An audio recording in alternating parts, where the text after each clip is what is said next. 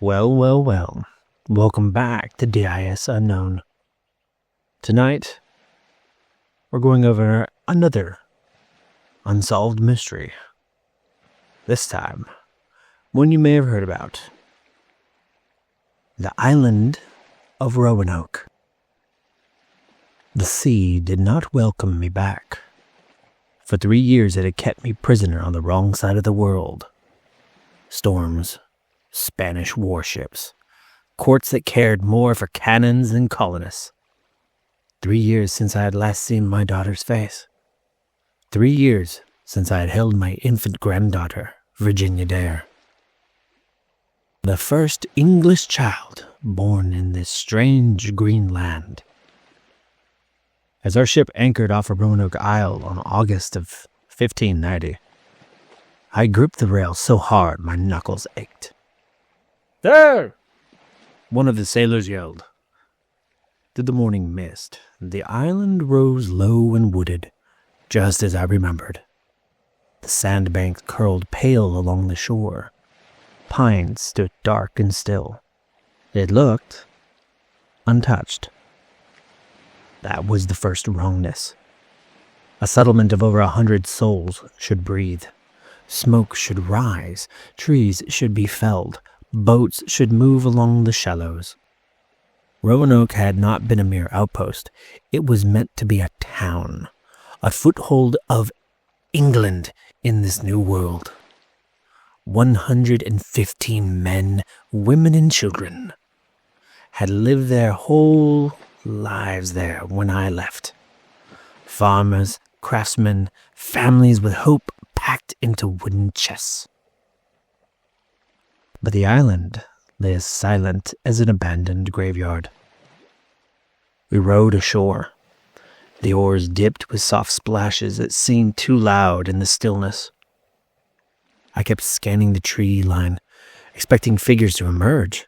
Eleanor waving, Ananias shading his eyes, little Virginia toddling uncertainly through the sand.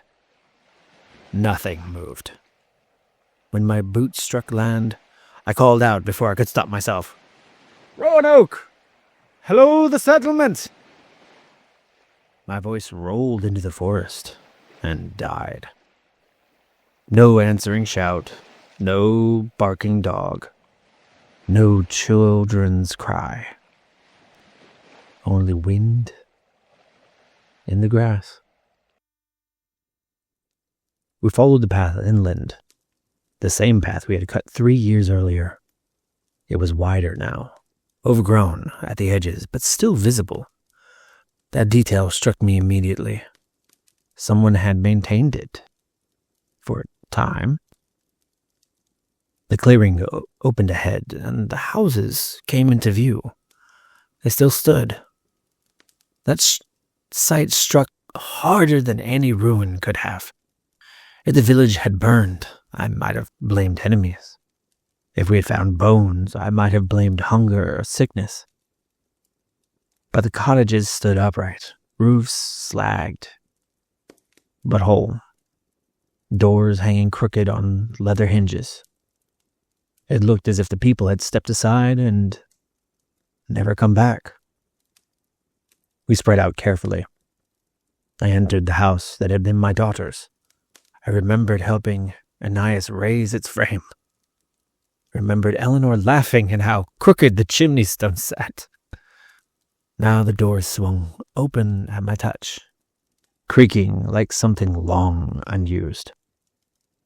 Inside, dust lay thick. A wooden peg where a cloak once hung was bare. The hearth was cold, swept clean long ago. No bedding, no cooking pots, no tools. Not looted, removed. Carefully, cleanly. "Governor!" someone called from outside. I stepped back into the light. Men were gathering near the center of the settlement. I followed, my pulse thudding in my ears. The port's palisade, which we had planned to strengthen before I sailed, was partly dismantled. Posts were missing. The timbers were taken down carefully. Not torn down. Whoever had done it had needed wood, had taken it with purpose. Then I saw the tree. One of the great oaks at the entrance of the fort had been stripped of bark, its trunk smooth. Carved deep into that pale wood was a single word. Croatoan. Croatoan.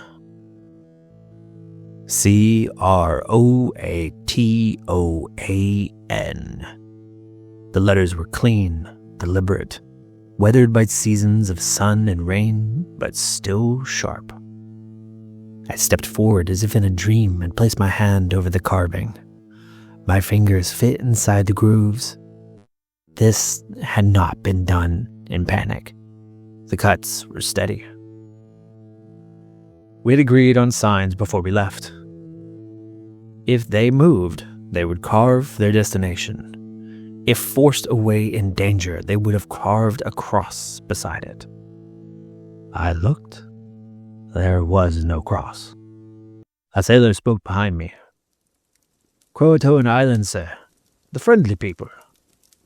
Yes, the Croatoan tribe. We had known them, traded with them. They lived some 50 miles south, across difficult waters, but reachable. My heart lurched painfully upward.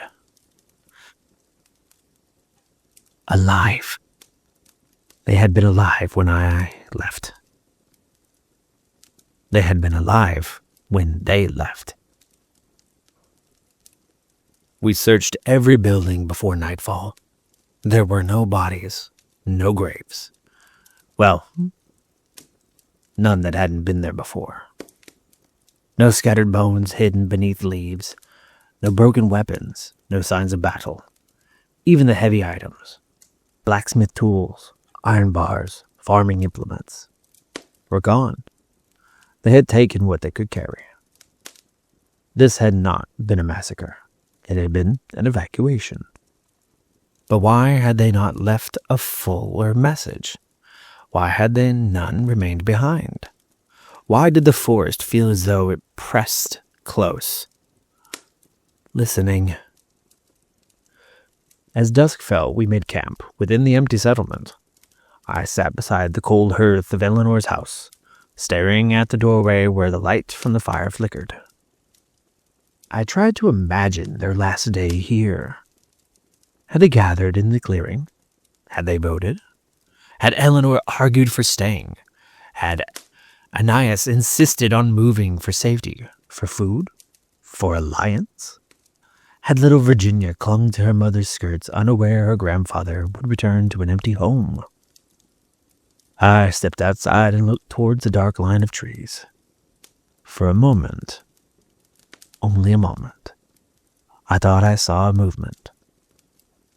A small shape between the trunks. I stood, breath caught. Virginia, I whispered before sense returned. The shape was gone. Only fireflies drifted in the humid air.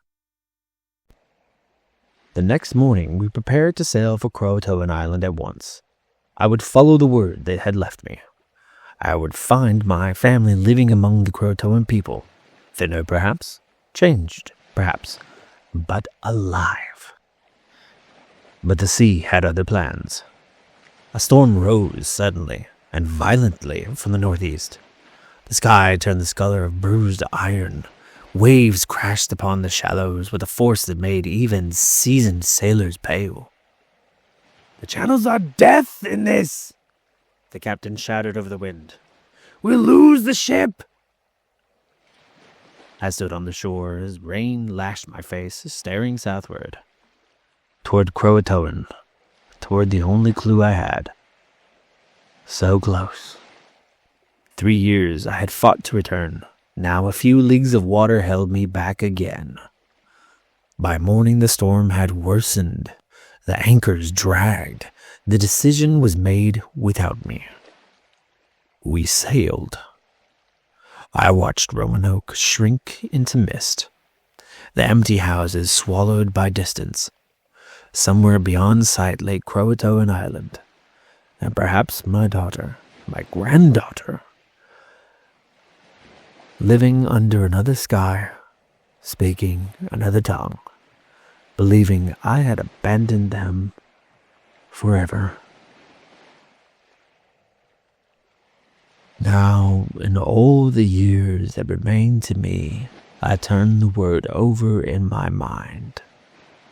Croatoan. A promise?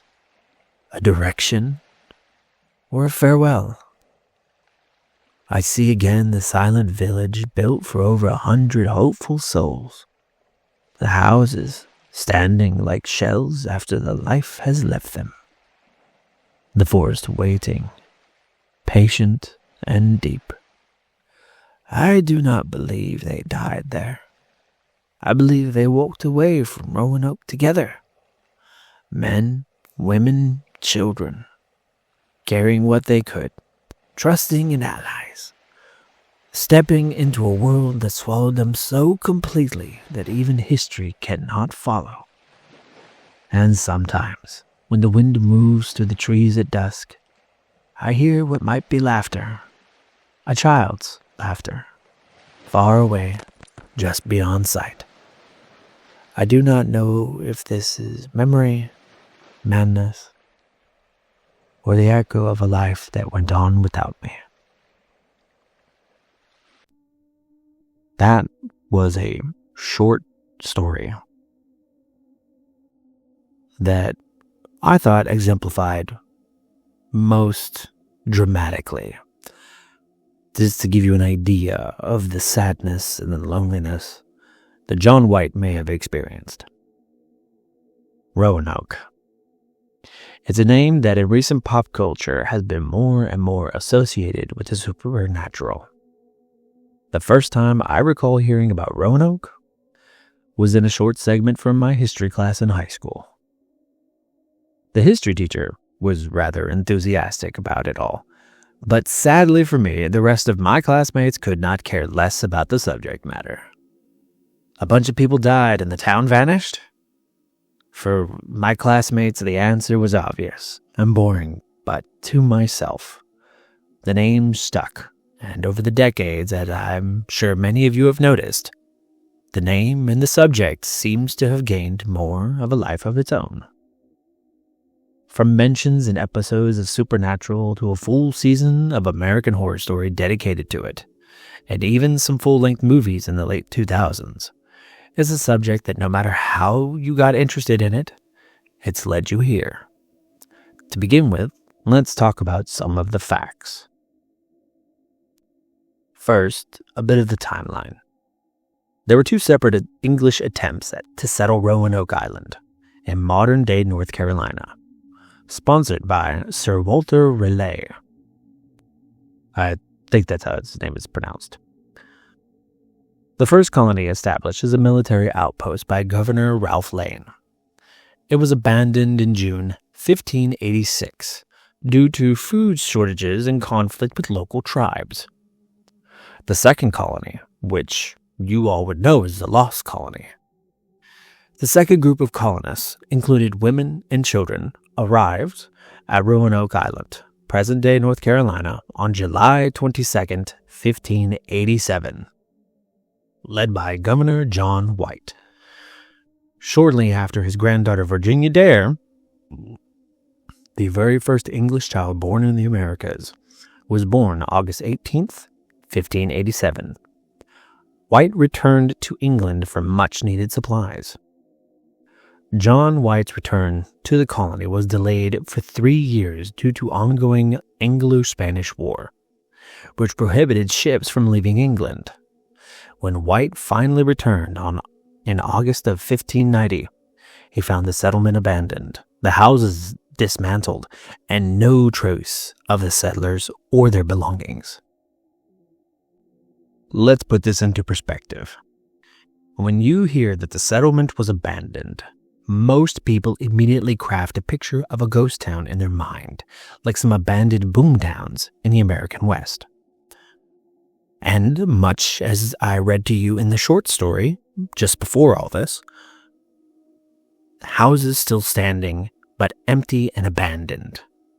Most depictions of Roanoke in media have also led to many to make this association and reinforced the ghostly and haunted aesthetic. The more surreal and factual true depiction of the town that John White came back to was, well, imagine walking up to a well-fortified position with every expectation of seeing someone, anyone, along the way or upon the walls. Then, once past those walls, nothing. There was nothing there except the clearing where the town once stood, the impacted dirt foundation where those houses once stood, and all signs of human habitation pointing to having been abandoned for years. They found all manner of heavy items that couldn't be moved easily, bars of iron, farm tools, and other such items useful for defending the walls, but no people. The only thing found inside the place where Roanoke town used to be was a tree, the outermost bark stripped away to reveal the pale wood underneath, and in that tree was carved the famous Croatoan. Now, there wasn't any signs that the villagers had been distressed, and by John White's own journal entry, the people had agreed that if there should be trouble, that they would move some 50 miles inland. But seeing as if there was no cross drawn as had agreed upon signal for being forced to move, it was perceived by the sailors that the people weren't forced or distressed by anything. Despite all of that, however, Governor John White had come back with a couple of ships, with him carrying for supplies. However, these ships were running low on water, and seemingly between the bad storms and one ship being capsized by bad weather, and nearly losing the other ship by the tides almost running it aground. They almost lost all their anchors. All these terrible mishaps, 6 men dying, including the admiral of the other ship.